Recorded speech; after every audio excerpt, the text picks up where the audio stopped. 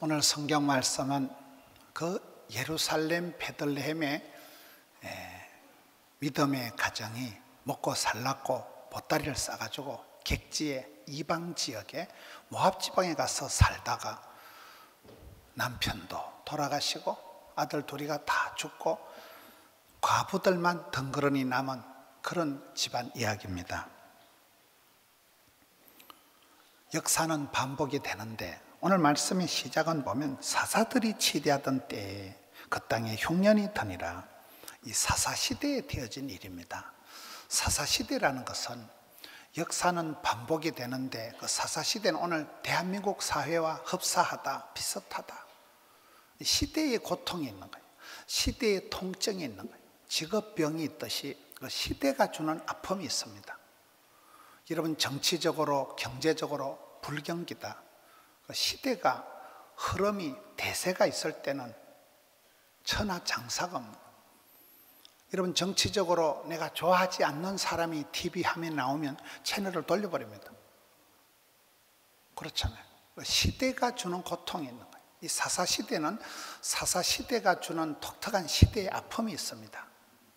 사사시대는 오늘 한국교회하고 비슷한데 사람들이 왕이 없는 시대이기 때문에 지도력이 리더십이 없는 시대다 보니까 각자 소견에 옳은 대로 살아가는 거예요.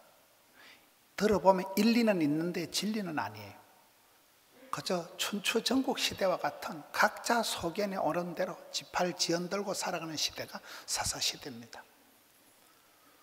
이 시대는 유통기한이 짧습니다. 14명의 사사가 나타나면서 그때그때 잠시 평안의 때를 허락하시고 금방 반복적인 상습적인 죄악을 지어서 악한 사이클이 14번의 사사를 통해서 7번이 계속 다람쥐 쳇바퀴 돌듯이 돌아가면서 그런 중독사회, 상습적인 죄악의 사이클에 빠져있던 시대가 사사시대입니다. 사사들이 치리한 때다, 이 말은 그때 사람들이 먹고 살기가 어렵고 모든 것이 불확실한 그런 혼란한 시대다 보니까 이 사사들이 치리하던 때 그 땅에 흉년이 드니라. 정치적으로 사회적으로도 혼란할 뿐만 아니라 경제적으로 입에 풀칠을 하기가 힘든 흉년이 바짝 든 시대입니다. 옛날에는 여러분 농경사회에는 농사를 잘 지어야 먹고 사는데 흉년이 들면 당체 농사가 안 되니까 얼마나 생활이 우울하고 민생고가 해결이 안 되면 생활고에 찌들리면 사람이 전체적으로 힘이 빠지고 우울해지기 마련이잖아요. 엎친 데 덮친 격. 인생살이가 그렇습니다. 여러분, 언제라도 불경기가 있는 것이고 언제라도 사회가 어렵습니다.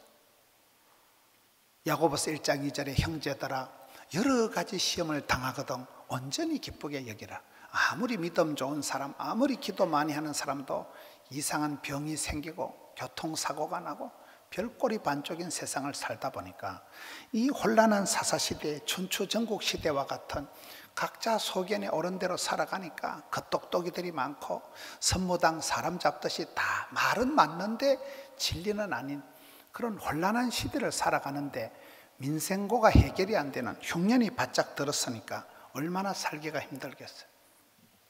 그때에 유다 베들레헴의 한 사람이 그의 아내와 두 아들을 데리고 모압 지방에 가서 거류하였는데, 유다 땅 베들레헴 사람이란 말은 선민, 선택된 민족, 하나님을 믿는 사람인데 먹고 살기가 힘드니까 보따리 싸가지고 여러분 믿음의 본질을 떠나서 지금 이방 지역에 가서 살아가는 거예요.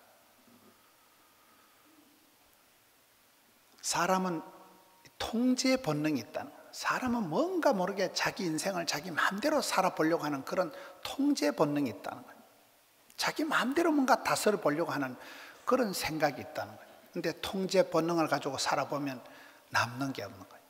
오늘 말씀의 전체적인 흐름은 이 유다 땅 베들레헴의 한 사람이, 가장이 아내와 아이들을 데리고 객지에 가서 이방지에 가서 살다가 결국은 거기서 엘리멜렉 아버지도 죽고 아들 둘이가 다 죽고 남은 과부들만 남는 게 오늘 본문의 결론입니다. 자기 주도적인 삶, 조작적인 삶, 인위적인 삶, 자기 통제 본능을 가지고 살아갈 때는 세상이 자기 마음대로 되는 것 같지만은 우리가 내일 일을 알 수가 없고 자기 마음대로 되는 게 하나도 없기 때문에 많은 사람들이 더 혼란에 빠지는 거예요. 왕이 없던 시대에 각자 소견에 옳은 대로 살다가는 시대에, 이 시대의 고통을 당하는 이 사사시대에 한 가정을 샘플로 해가지고 이 가정이 어떻게 사사시대를 헤쳐나가느냐, 자기 주도적인 자기 통제 본능을 가지고 살아갈 때는 남는 게 없다는 거예요. 애만 쓰이지 힘만 들지. 여러분, 인생은 사람이 마음으로 경영하고 계획할지라도 그 걸음을 인도하시는 분은 따로 계시다. 그걸 인정하기까지가 이 집안이 비싼 대가를 치르는 겁니다.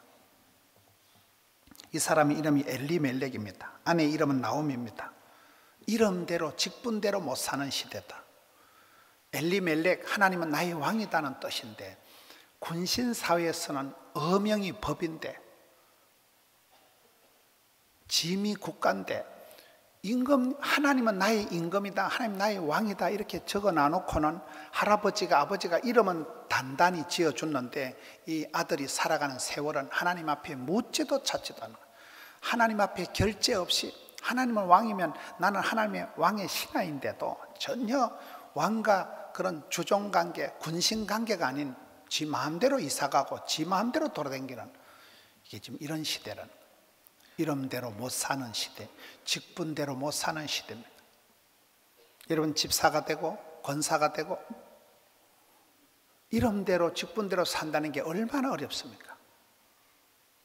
내 맨정신으로 할 수 없는 게 직분이에요. 그래서 우리가 주님 앞에 울고 부르짖고 주여 나는 할 수 없사오니 성령으로 충만케 하여 주셔서 감당케 하여 주옵소서. 그런 사람들은 직분을 잘 감당을 하지만은, 여기 이름은 직분은 그럴듯하게 지어놓고 엘리멜렉, 하나님 나의 왕이다 해놨지만은 발톱의 때만큼도 여기지 않는, 전혀 안하무인 하나님하고 관계 나싱인 삶을 살아가는 사람이 엘리멜렉이라는 겁니다. 이 혼란한 사사시대가 끝나고 하나님이 그토록 이스라엘 백성들이 원하는 왕을 보내준 사울왕이 어떻게 망합니까? 사울왕이 망할 때 역대상 10장 14절에 보면 하나님께 묻지도 찾지도 않으니까 하나님이 그 사울왕을 폐위하잖아요. 엘리멜렉이다, 하나님 나의 왕이라는 건 하나님께 물어보고 결제를 받고 움직여야 되는데, 사람은 자기 본능, 자기 주장, 자기 통제 본능이 있기 때문에, 남들에게 간섭받는 걸 싫어하기 때문에 이 사상의, 이 시대의 흐름에 따라서 엘리멜렉은 이방 지역에 가서 산다고 갔는데 쫄딱 망합니다. 나옴이 기쁨이다, 즐거움이다 이름이 지어놨습니다만, 이 사사시대의 특징은 구원의 감격을 상실해버린 거예요. 홍해가 따갈라지고 모세를 통해서 여호수아를 통해서 그 굉장한 시대, 생생한 그런 광야 생활 40년을 헤쳐오면서 살아계신 하나님, 구름 가운데 영광 가운데 충만하신 하나님, 구름 기둥 불기둥 이른비로 늦은비로 만나로 메추라기로 그 생생하던 그 구원 역사의 현장을 한참 벗어나서 이제는 가나안 땅에 정착을 하고 난 뒤부터는 다음 세대가 태어나면서 이스라엘 백성들이 그런 하나님에 대한 예배의 감격, 구원의 감격이 다 사라져버려요. 첫사랑이 식어져 버린 거예요. 이름은 기쁨이다, 즐거움이다고 지어놨지만 전혀 기쁘지가 않은, 직분대로 못 살고 이름 뜻대로 못 사는 시대가 이 사사시대라. 예배의 감격은 사라지고, 어떤 사람은 그러더라. 주일날은 주일날이고 주의 말씀은 진리가 아니고 진리고, 이런 식으로 흘러가 버리는, 지금 이름뿐인 허울뿐인 그런 신앙생활을 하는 사람이 엘리멜렉, 나오미 집안이라는 거예요. 우리 한국 사회가 그렇게 흘러가기가 쉽습니다. 연말이 되고 점점 피곤에 찌들려서 지쳐가는 이때에 하나님은 그 혼란한 시대 한복판에 유다 땅 베들레헴의 한 사람이 이사를 가서 살아가는 그 얘기를 지금 하면서 어떻게 하나님이 시대를 고치고 그 시대의 혼란한 시대에 어떻게 구원 역사를 펼쳐가실까요? 여기 엘리멜렉과 같이 자기 주도적인 삶, 자기 통제 본능을 가지고 자기 마음대로 인생을 계획하고 기획하고 이사가고 하지만은 인생은 내 마음대로 안 된다는 거예요. 내일 일을 도무지 알 수가 없다는 거예요. 이 혼란한 시대에, 각자 소견에 옳은 대로 살아가는 시대에, 구원의 감격을 상실한 시대에 이 사람들이 이사를 가서 사는데 모압 여자 중에서 며느리를 2명을 맞이합니다. 그게 4절의 말씀이에요. 모압 여자 중에서 2 며느리를 맞이해서 오르바와 룻을 맞이했는데 그들이 거기에 거주한 지 10년쯤에 2 아들이 죽습니다. 10년이 지나면 강산이 변한다 이러잖아요. 다윗이 사울왕을 피해서 피난 생활을 10년을 합니다. 요셉이가 보디발의 집에서 노예 생활을 10년을 합니다. 그 10년 동안에 다윗의 그 막둥이 연약한 다윗이 변화가 일어납니다. 여러분 여기 보면 이방 여자들 둘이가 시집을 오는데 이 룻이란 이방 여자 그 시대에 사람 취급을 못 받던 역사의 아웃사이더예요. 갈로 바뀐 사람이 모압 여자예요. 그런 이방 여자가 시집을 와서 정통 베들레헴에 살아가는 이스라엘 사람들이 꿈도 못 꾸는 일들을 이 여자가 해낸다는 거예요. 기대 밖에. 여러분 하나님의 구원 역사는 아브라함의 아들들이 많았지만 그 중에 가장 허약한 가장 약해 빠진 이삭을 통해서 아히야의 축복, 아브라함의 믿음, 이삭의 순종, 야곱의 기도가 흘러가잖아요. 다윗이 여러분 그 아들 중에 8째 끝물입니다.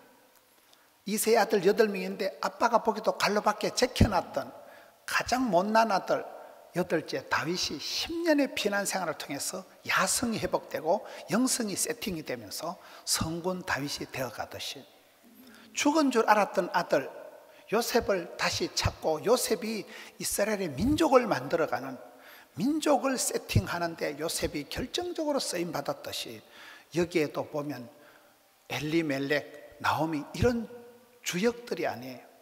여기 나타나는 아주 엑스트라에 불과한 이방 여자 룻이란 여자가 이 집에 시집을 오면서 10년을 지나면서 남은 것은 아무것도 없습니다.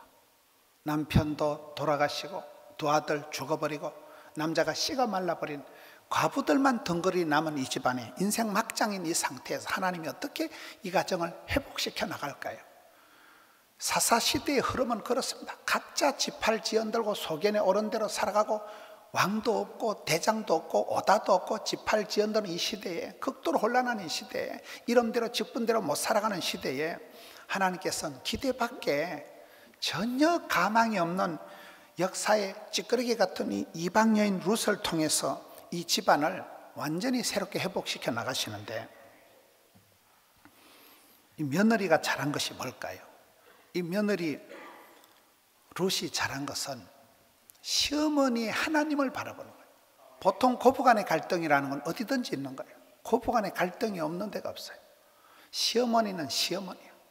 아무리 좋은 시어머니도 시어머니는 시어머니고 아무리 착한 며느리도 며느리는 며느리지 며느리와 시어머니 사이가 아주 좋다 원만하다는 것은 그건 가뭄에 콩나듯이 희귀한 일들이지. 근데 이 여자는 시집을 가서 애물단지 같은 시어머니하고 맞짱을 뜨는 게 아니고 시어머니가 믿는 하나님은 어떤 분이신가? 시어머니가 믿는 하나님이 나의 하나님이 되시리니 시어머니 가는 곳에 나도 가고 불편한 것을 감수하는 거예요. 인생은 불편한 게 불행한 게 아니다 이러잖아요. 이 여자는 처음부터 좁은 길을 가려고 작정을 하는 거예요. 전혀 가망이 없는 남자는 씨가 말라는 집안에 청산갑으로 남아서 이 여자가 부귀영화를 누리려고 뭐 그런 데 관심이 없는 거예요. 나중에 보면 3장 10절에 가서 보면 젊은 남자에 대해서 부자에 대해서 관심이 없는 거예요. 돈이 많다고 그 사람 앞에 굽시를 그러고 젊고 잘생겼다고 그 사람한테 가서 눈치 보는 게 없는 거예요. 시어머니가 믿는 하나님에 관심이 있는 거예요. 인생은 관심과 선택과 집중이잖아요. 시어머니가 믿는 하나님은 도대체 어떤 분이신가? 그 하나님을 주목하면서 오늘 말씀 2장쯤 가서 보면 2장 2절에 가서 보면 내가 은혜를 입으면 이삭을 줍겠나이다. 이 여자의 관심은 내가 좋은 남편 만나서 내가 어쩌다 돈 많고 명 짧은 놈 하나 만나가지고 내 팔자가 풀리는 게 아니고 내 인생의 흥망성쇠 생사화복 희노애락은 하나님이 내게 얼마나 은혜를 베푸시느냐에 달려있다는 거예요. 하나님이 내게 사랑을 은혜를 관심을 베풀어 주시면 만남의 축복을 주실 것이고 하나님 내게 얼마나 은혜라는 단어 자체가 공짜다 선물이다 하나님이 그냥 부어주시는 걸 말하는 거잖아요. 다시 이 사사시대의 흐름은 각자 소견에 오른 대로 살아가는 거예요. 지금 시아버지 엘리멜렉은 이름은 돛대같이 지어 놔놓고는 하나님께 묻지도 찾지도 기도도 한 판 안 하고 자기 마음대로 이사 다니고 자기 마음대로 객지로 성공 본능, 통제 본능을 따라서 자기 인생을 자기 마음대로 하지만은 남는 건 하나도 없는 거예요. 그런데 이 여자는 자기 통제, 자기 주도적인 삶을 살지 않고 시어머니가 믿는 하나님은 어떤 분이시냐, 그 시어머니 믿는 하나님을 개인적으로 구체적으로 나의 하나님을 모셔드리고는 그 하나님이 내게 1000번에 한 번이라도 10,000분의 1이라도 은혜를 베푸시면 나는 된다는 거예요. 하나님이 은혜를 베푸시면 내가 이삭을 주워 먹더라도 나는 내 인생을 내가 자족하게 살아가겠다는 거예요. 여러분, 이삭을 주워 먹는 게 이게 무슨 그런 아름다운 풍경일 수가 없어요. 거지예요, 거지. 재산세 낼 재산도 없고 관리비 낼 아파트도 없고 집도 절도 없는 사람, 덜판에 가서 농사 다 끝나고 난 뒤에 끝물 나락 이삭 떨어진 거 주워다가 피죽거리 먹는 그런 거지 같은 신세인데도 전혀 눈치를 안 보는 거예요. 요즘 젊은 여자들이 쇼핑 중독, 성형 중독, 분장을, 화장을, 치장을, 환장을 해가지고 다니고 명품을 걸치고, 어쨌든 요즘 젊은 사람들은 성형 천국을 이루고 예쁜 거, 아름다운 것에 관심이 많은데 이 여자는 그런데 아무런 관심이 없는 거예요.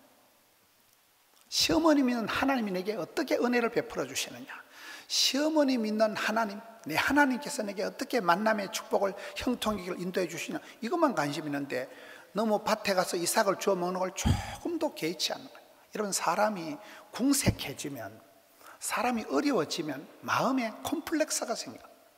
마음에 열등감, 수치감, 패배감, 쪼다감, 덩신감, 단감은 깎아먹지만은 이 열등감, 패배감, 수치감, 죄책감이 휩싸이면 자기가 굉장히 비참하게 느껴져요. 그리고 피해망상증이 생깁니다. 사람들이 내보고 뒷말을 한다. 아이고 저 여자 저거 신랑 잡아먹고 저거 아이고 객지 가서 잘 살아본다더면 쫄딱 망해가지고 시댁에 돌아와가지고 돈푼이나 얻어먹으려고 아무것도 없는데 그지같이 나가서 밖에 가서 이삭이나 주워가지고 고구마 남은 거 캐가지고 빼떼기나 해먹고, 아이고 그지 같은 게 동네 사람들이 입방아를 대든지 말든지 완전 자유부인이라니까요.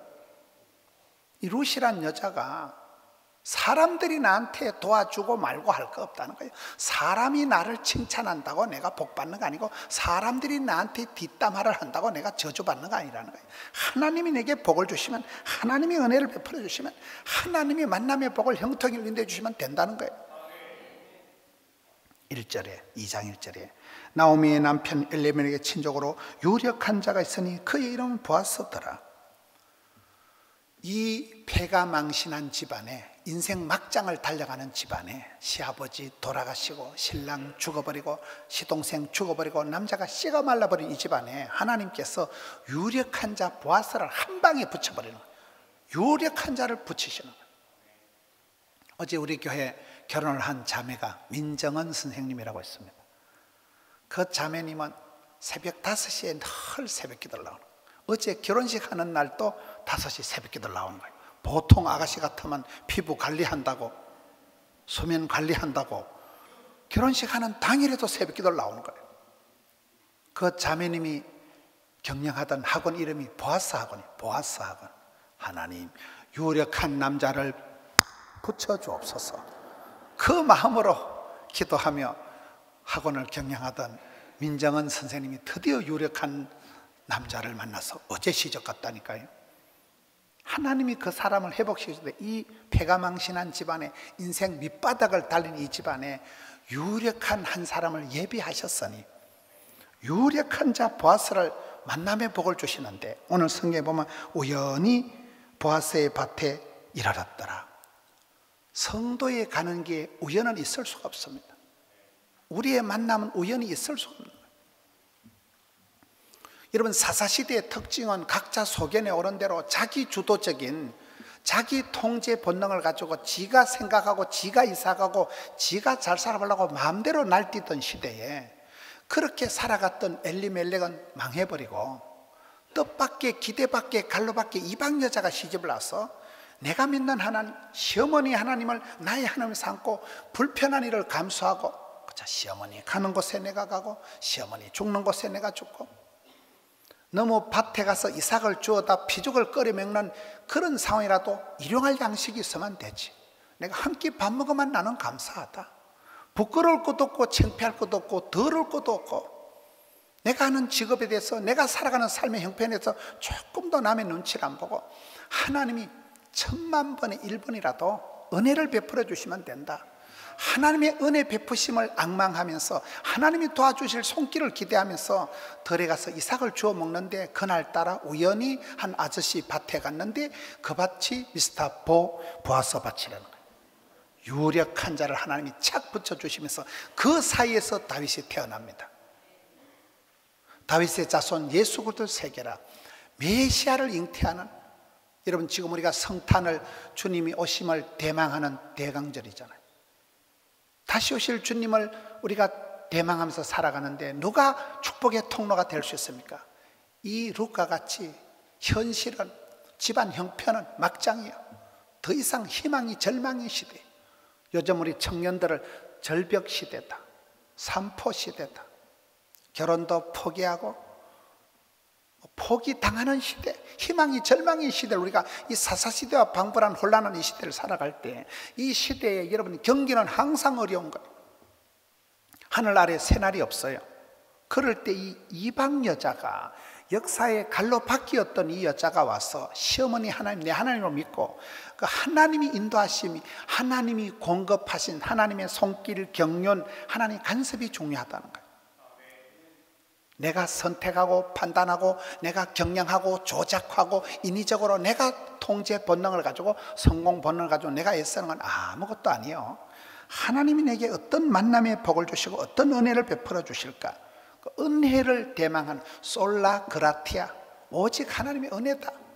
은혜 때문에 내가 하나님이 부어주시고 하나님이 채워주시면 되는 것이지 사람의 도움을 거절합니다.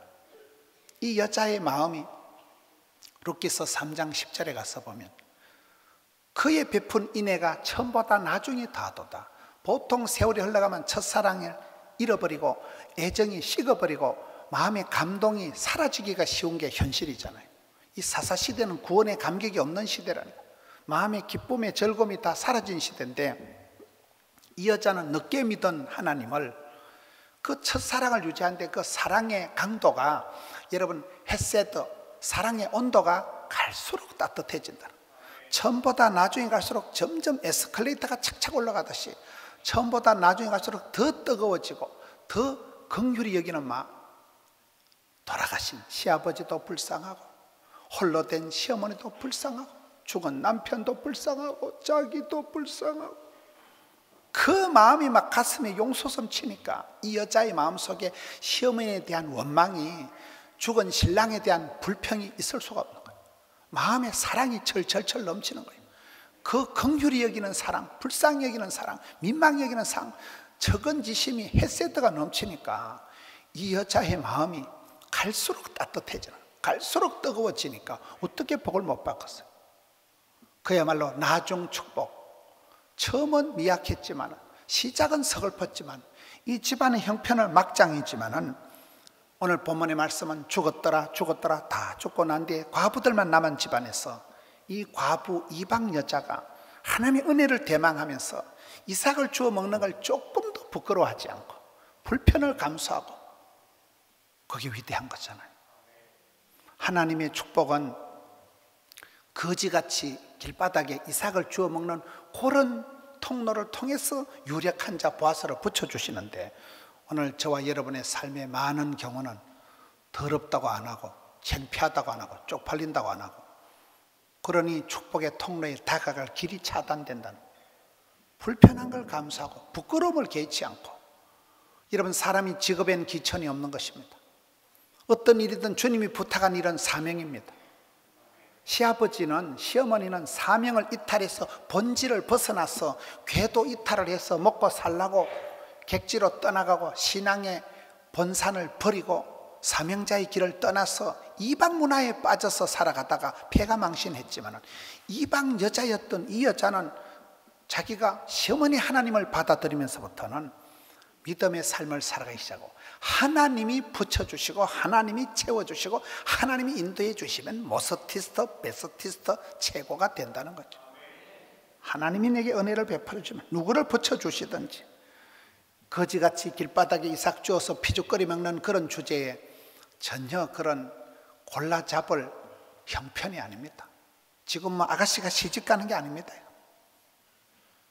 그런 불편함을 감수하고 창피함을 무릅쓰고 이삭 주어서 거지같이 살아가는데 그 길에서 이삭을 주우러 가는데 우연히 하나님은 이 여인을 보아스의 밭으로 밀어붙여가지고 돼지 새끼 몰아가듯이 그냥 질질 끌어가지고 그 코너로 몰아가지고 거기서 보아스를 만나고 그 보아스와 룻 사이에서 성군 다윗이 태어나면서 다윗의 왕통을 열어가고 메시아를 잉태하는 축복의 통로로 쓰임받은 여인 룻이 되는 것입니다.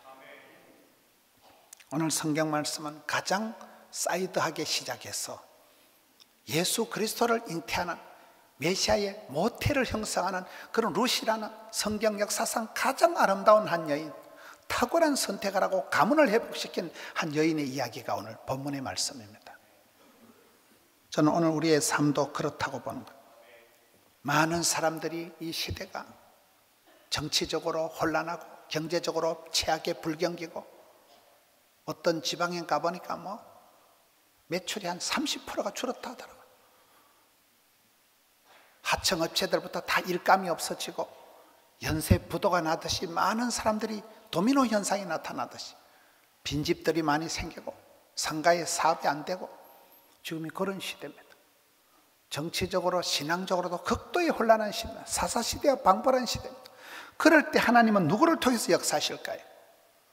그럼에도 사람은 자기 통제 본능을 가지고 자기 성공 본능을 가지고 어쨌든 자기 힘으로 한번 해보려고 발버둥을 칩니다. 그건 아니라는 거예요. 엘리멜렉이 그렇게 살아갔습니다. 신앙을 버리고 실용주의, 합리주의, 편리주의를 따라가지고 객지에 나가서 어쨌든 성공해 보려고 할 때 남는 게 아무것도 없이 남편도 죽고 아들 둘이 다 죽고 과부가 된 나오미가 고향으로 돌아오면서 베들레헴 땅으로 돌아올 때 신앙의 본질을 찾는 거예요. 사명의 자리로 돌아오는 거예요. 영적인 친정으로 첫사랑을 회복할 때 하나님이 이 나오미의 이름처럼 즐거움을 회복시켜 주는데 나중에 4장 15절쯤 가서 보면 너한테 며느리가 하나 있지 않나? 그 며느리는 7 아들보다 낫다. 아들 2놈 다 죽어버리고 과부가 되어가지고 빈털터리가 되어서 친정으로 시댁으로 낙향을 해서 고향 땅 베들레헴으로 돌아왔을 때 아무것도 남는 게 없었지만 하나님께서 이 가정을 회복시켜 주시는데 뜻밖의 기대밖의 이방 며느리가 와가지고 신앙을 가지고 살아가니까 하나님이 그 이방 며느리 룻은 7 장남보다 낫다는 거예요. 그를 통해서 7 아들보다 귀한 며느리가 되어서 이 며느리가 보아스를 만나고 그 사이에서 다윗이 태어나면서 한 방에 회복이 되는 회복자고 양육자가 되는 그게 이 룻기서의 전체적인 역사입니다. 혼란한 사사시대의 마지막은 다윗이 태어난다 해서 룻기서가 마무리가 되고 있습니다. 오늘 우리의 삶도 그렇습니다. 하나님 말씀에 가장 민감하고 지금은 다윗의 때와 같이 예배가 회복된 때가 다윗의 때잖아요.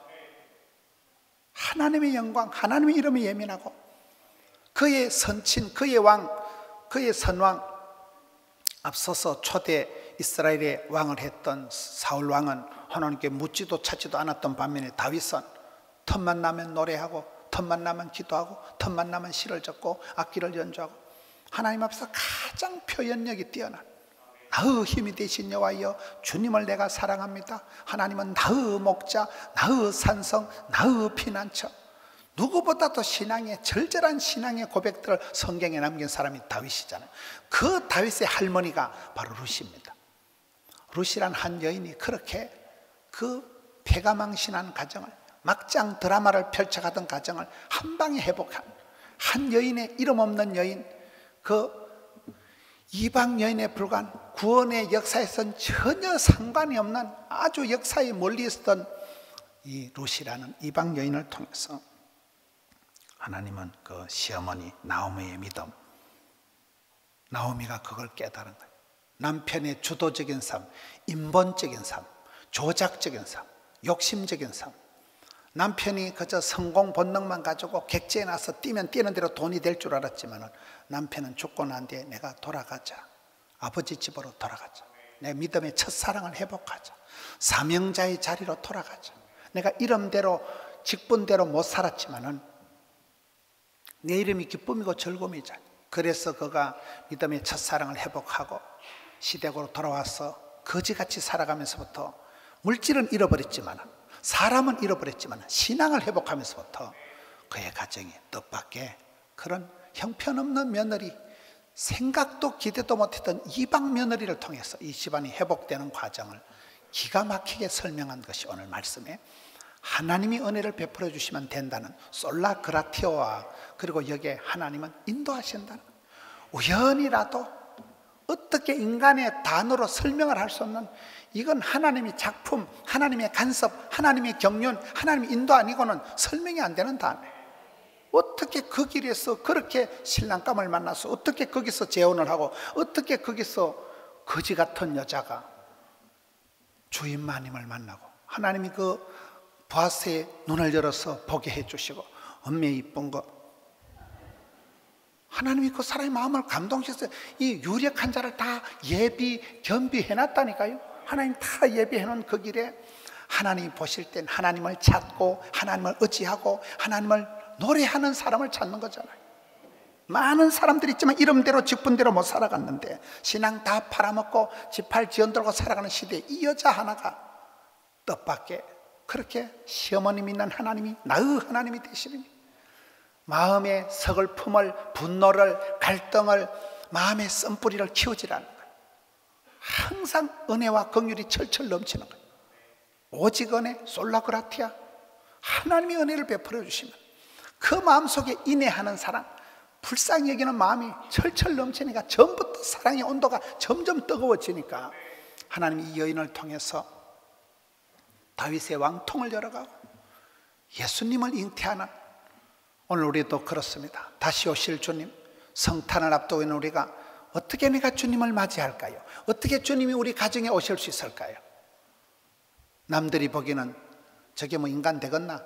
저게 사람 되겠나? 남들이 보기엔 그럴지 몰라도 이 룻과 같은 인생 막장에 역사의 아웃사이더였던 이 한 이방 여인이 역사의 정통을 열어가는, 이스라엘 백성들이 열지 못한 축복의 문을 이 한 여인이 열어가면서 너무나 멋진 다윗의 왕통을 잉태하고 메시아를 잉태하는 축복의 통로로 쓰임받았듯이, 성탄을 앞두고 사랑하는 성도 여러분 가정의 삶 속에 이런 주님의 은혜가 쏟아부어지기를, 주님의 은혜를 대망하면서 주님 나를 도와주시고 주여 불쌍히 여기소서, 우리 가정에 오시옵소서, 은혜를 베풀어 주시옵소서, 불쌍히 여겨 주시옵소서, 걸음마다 일마다 때마다 간섭 인도하여 주시옵소서.